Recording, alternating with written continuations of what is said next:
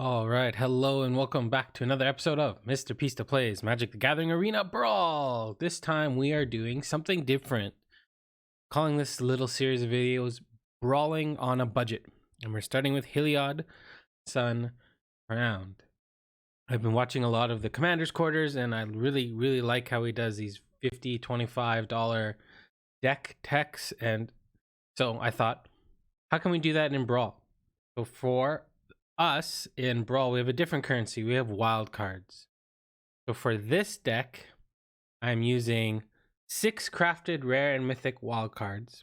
And I tried to skew the crafting towards cards that you would use if you were going to play these colors in standard and to a lesser extent historic. Because this is standard Brawl. So with mono white, it's a lot of life gain. And also, we have the 4 starter deck rares that you have at your disposal after you've completed the introduction to Magic Arena. So those are fair game, along with 6 crafted rare and or mythic cards. So we're starting with Heliod, Sun Crowned. He is our commander of this deck, an indestructible 5/5. As long as your devotion to white is less than 5, he isn't a creature. Whenever you gain life, put a 1/1 counter on target creature or enchantment you control, and then you can pay a white and a colorless to give another target creature lifelink until the end of turn. This card I picked to be the commander of this deck because it is played in the life gain decks in standard. It's played in the life gain decks in historic, so it is a good mythic rare craft. So we have the first 3 crafted rares and mythics. Heliod, I just talked about. We have Luminarch Aspirant. It is also played in all of those decks that are in standard and historic for life gain, as along with Speaker of the Heavens. These are both very powerful beginning plays in those decks. Then we have Maul of the Skyclaves, Skyclave Apparition, and the last one, Linden, the Steadfast Queen. It's kind of a wild card, I guess you could say. Maul of the Skyclaves is played in a lot of these mono white decks because it gets your lifelinkers into the sky, it's free to equip, and it's just a very good attacking and defensive equipment. Skyclave Apparition exiles a non-land permanent, non-token permanent with converted mana cost 4 or less, so just gets it out of the way so you can get your stuff through. When it does die, it does give them a token, but we have ways to deal with that. And then Linden, it's not played in all of the life gain decks, but for Brawl, it's a very good card in a Heliod deck because it has 3 pips, 3 white mana symbols at the top, and you're gaining life on each attacking creature, so that's a bunch of triggers. So the starter deck rares, we have Leonin Warleader, Angelic Guardian, Inspiring Commander, and Goring Ceratops. Sorry, Mr. Goring Ceratops, you are not being played in this deck.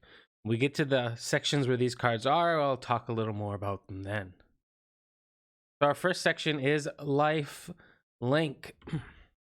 So we have Alcia's Bounty. Is a 1/1 lifelinker, gives you protection from a color or your creature or enchantment.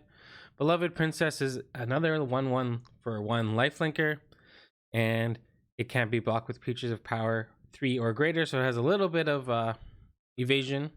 And then Speaker of the Heavens, Vigilance, lifelink 1/1, creating a 4/4 angel after you have 7 or more life from your starting life total. It's a very powerful ability.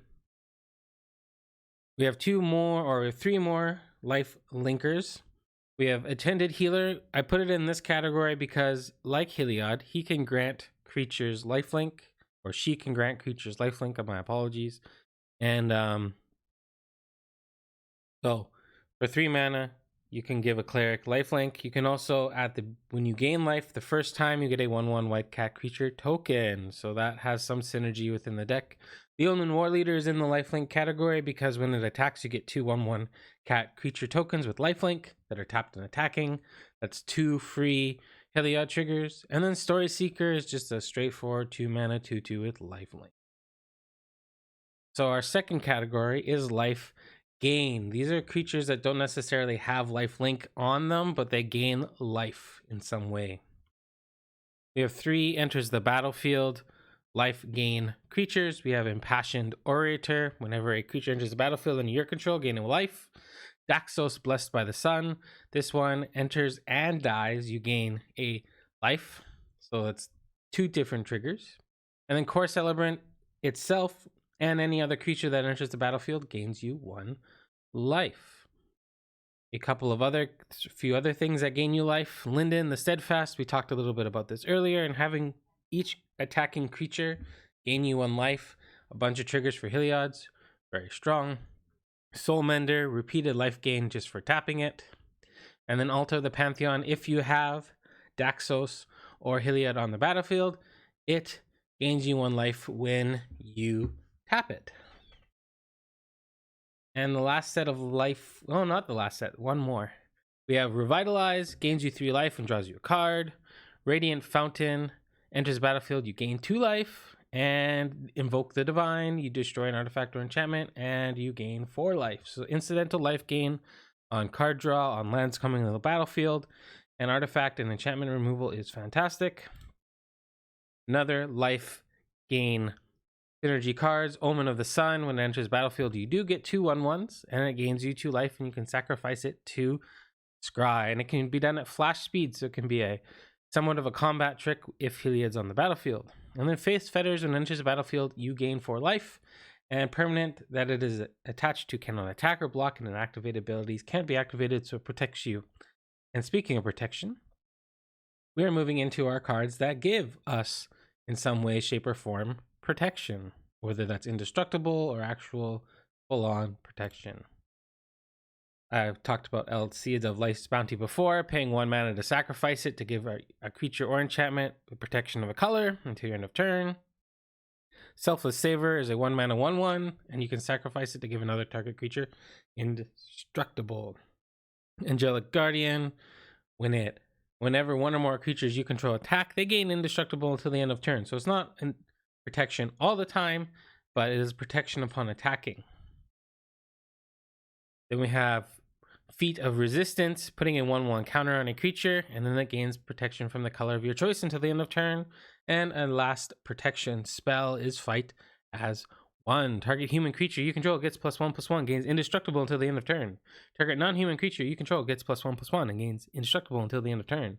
You can protect 2 creatures at once with this spell, which is quite nice. We have Removal. How do we get things out of the way so that we can get our creatures in and gain life and put 1/1 counters on things? We have Glass Casket, Banishing Light, and Skyclave Apparition. All of these exile things from the battlefield in different ways. Glass Casket is creatures with converted mana cost 3 or less. Banishing Light is any non-land permanent. Skyclave Apparition is we talked about it a bit before, a converted mana cost 4 or less non-token, non-land permanent.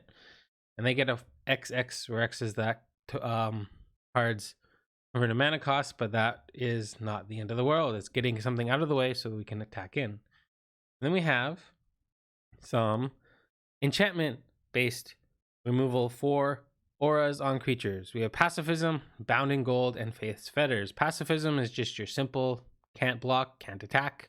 Bound in Gold, very similar to Faith's Fetters. They can attack, block. For Bound in Gold, they can't crew vehicles. I'm not quite sure if they can crew vehicles with Faith Fetters. I haven't had that interaction come up. But yeah, they stop activated abilities, attacking and blocking.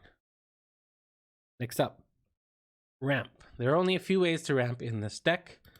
We have our typical Arcane Signet that goes into almost, if not any, Brawl, Standard, or Historic. We have Altar the Pantheon. Putting this one in here because of the life gain aspect, but you get to tap it for 1 mana of any color.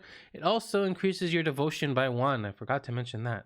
So it kind of ramps Heliod's ability to become a creature, which is quite nice. And then Heraldic Banner, giving an anthem in white to all your creatures. It's a +1/+0 anthem, so it's not as strong as like the +1/+1 anthems, but it's quite nice to give your creatures a little bit of extra boost in power.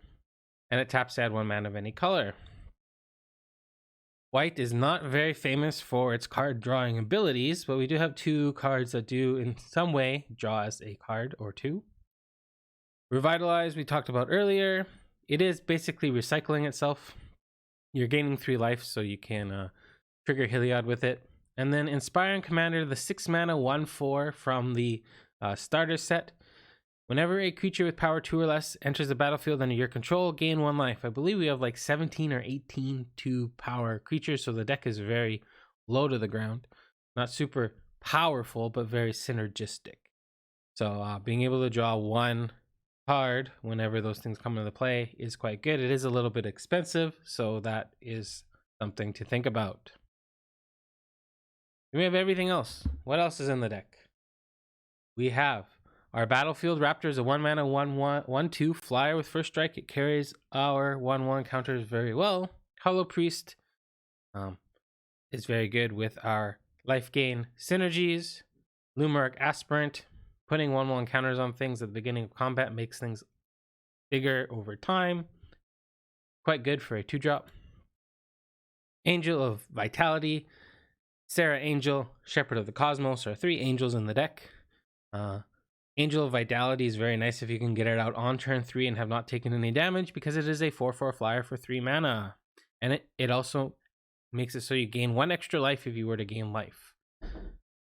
Sarah Angel, 5 mana 4/4 flying vigilance. This is one of those cards that can easily be replaced in the deck if you are looking to take it to the next level. But it's a flying vigilance creature that carries counters very well. Shepherd of the Cosmos is a 6 mana flyer, but you can foretell it for 4 mana.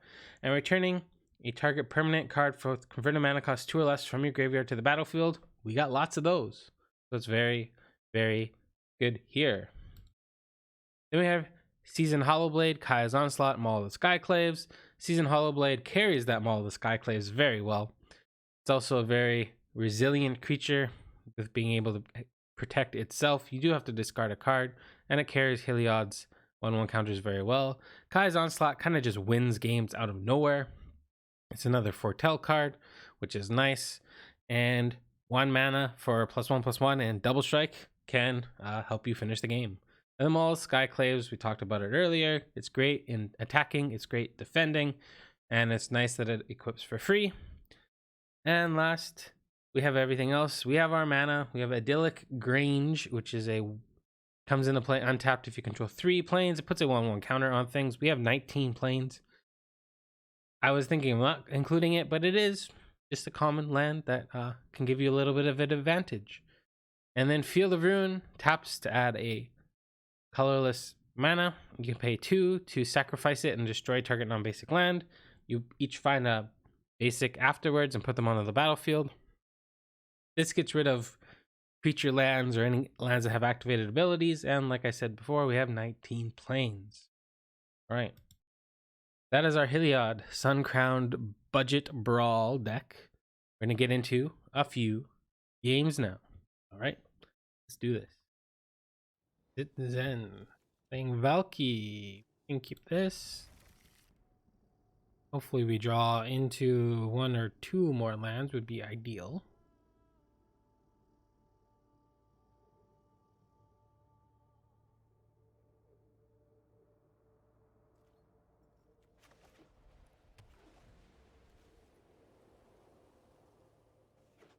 Probably throw Seasoned Hollowblade out first to the tax bidder.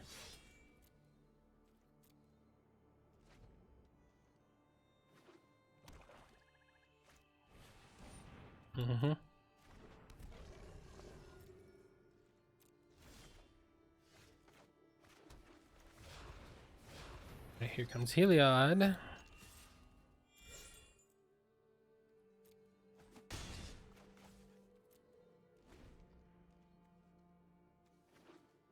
That detects 2 of our things, and yeah, ramp. All right, we are going to do it this way. We're gonna play this, this, this. Next, I'll attack. Good aggro start we got going on here. Now watch them blow up everything.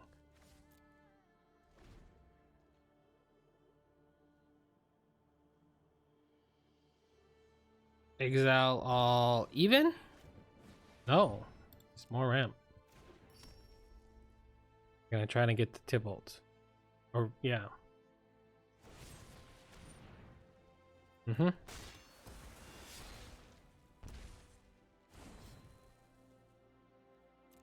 Yep.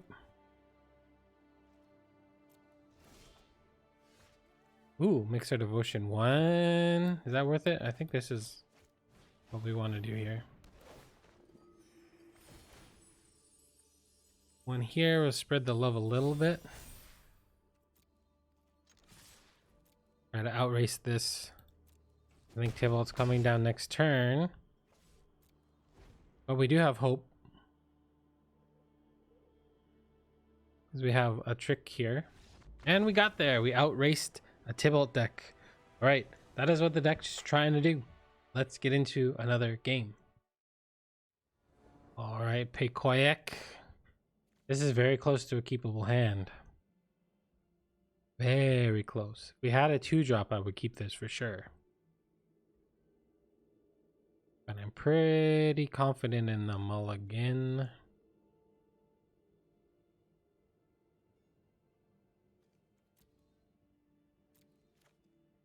Playing against Tergrid. Yeah, I guess we keep this. This is not a very good keep, but it's something.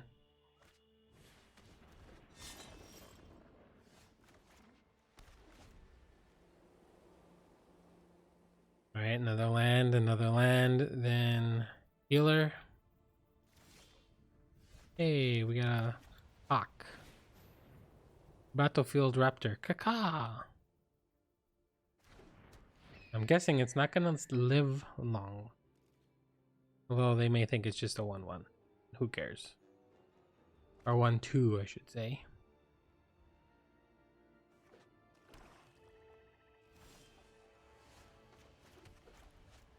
Now it's a 2-2. 2-2, it's a ballet dancer.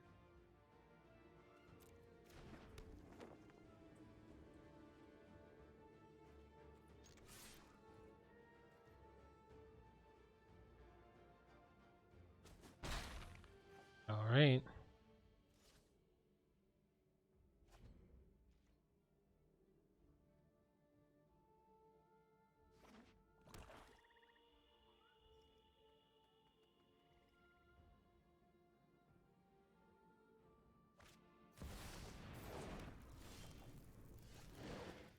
Okie dokie.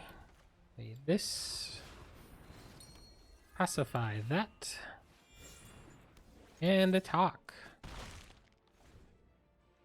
Inspiring Commander is going to come down next turn. Hopefully get some card draw out of it. But we don't have very many good answers to Tergrid.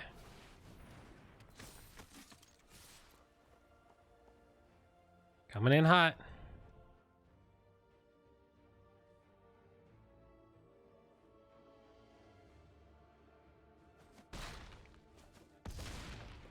Alright, we got some card draw now. It's quite nice. If this sticks around. They make us sacrifice a creature. I'm probably going to let Heliod go. Because then they don't get it.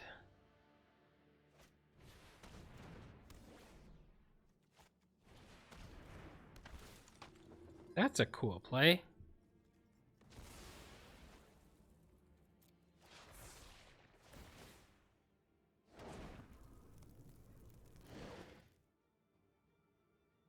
That's a very cool play.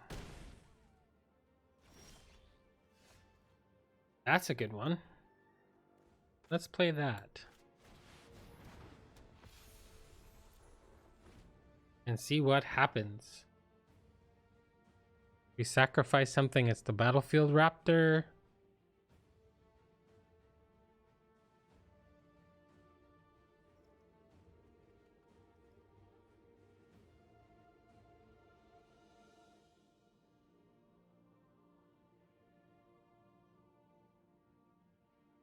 We have some choices here.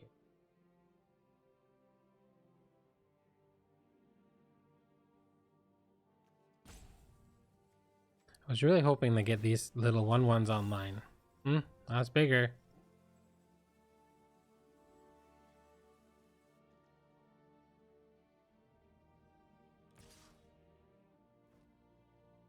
No blocks. Sacrifice the demon's disciple. Have a battlefield raptor.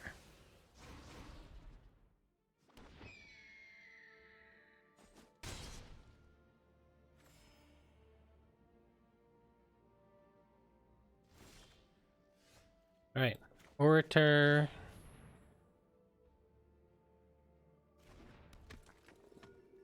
Oh, this really screws us over. Because they instantly enter as +1 power. Right, this attended healer will help.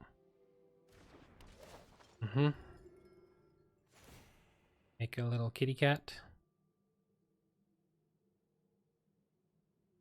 Oh, this is a gnarly little loop.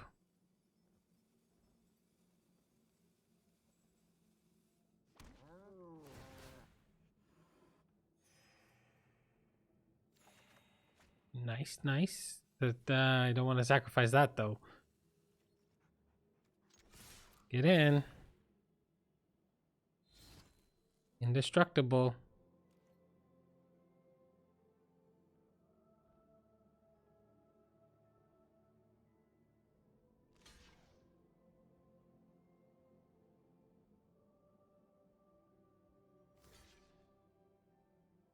Sure.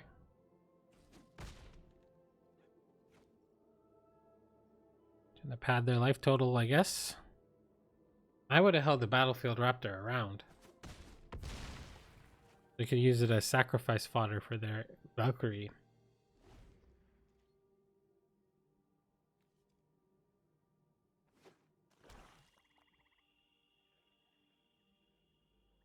So this is 1 mana, draw 1 if this hangs around. Sure. Sure. Bye-bye cat token.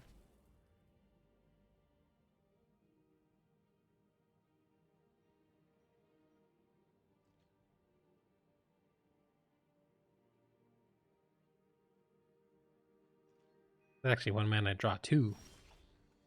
And land. We play this. Yeah, we do this.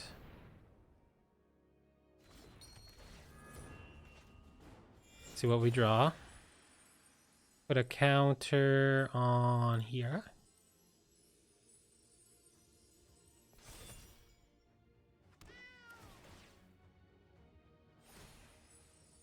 Counter on here. I want to be able to start attacking through their stuff.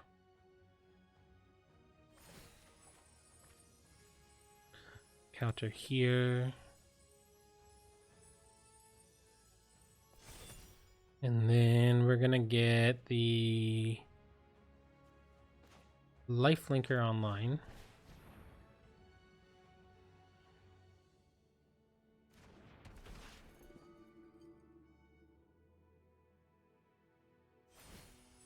Gonna go there. This also is a little bit of massacre worm protection. Battle.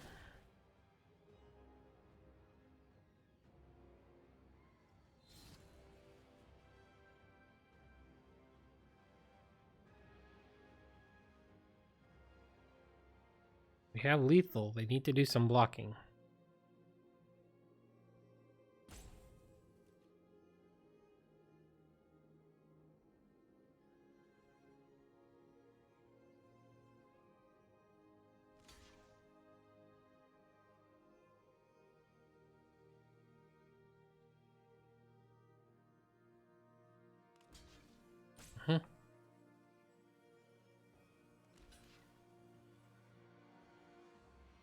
Lock it all. It takes gain 6. Tergrid stays alive. All right, you have it. Exile all even creatures.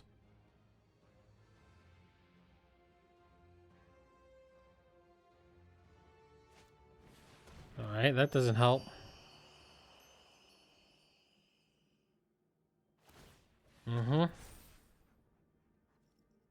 They can make this not indestructible anymore. All right, let's do this. Gain quite a bit of lives here.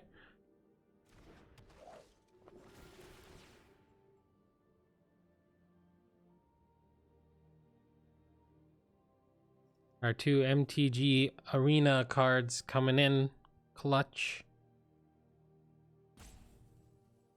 Are they gonna rope us?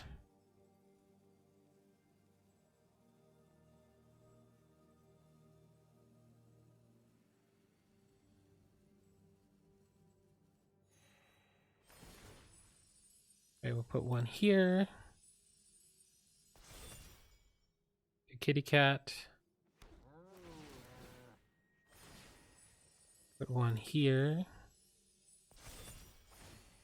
Put one here. Draw. Put one here. That ends it right there. Put one here. Oh my gosh, just put one here. Face feathers this. And GG.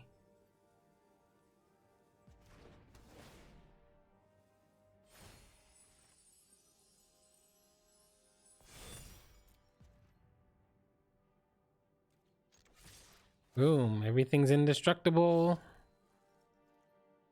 They can pay 1 to make all our things not indestructible.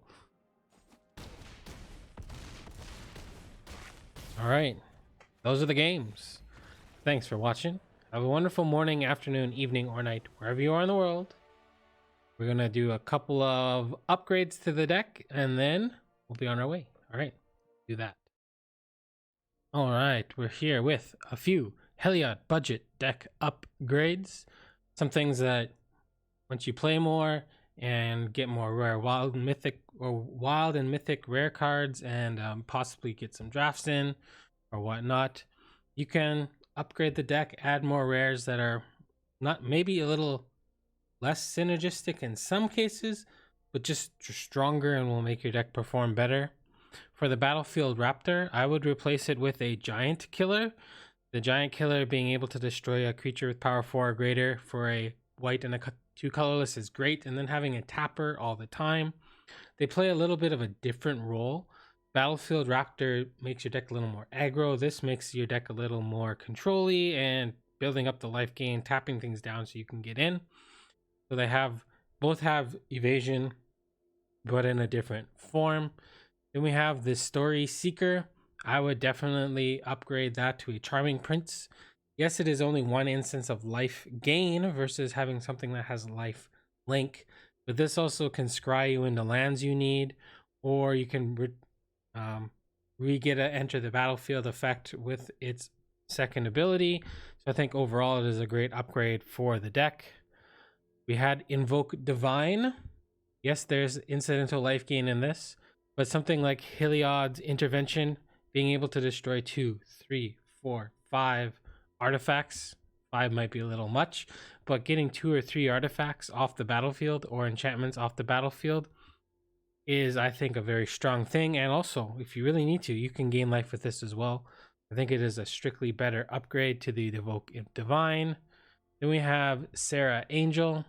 I would definitely upgrade this to a Righteous Angel or Righteous Valkyrie, a 2/4 for 3. So it's got good base stats. It has flying, another good base stats.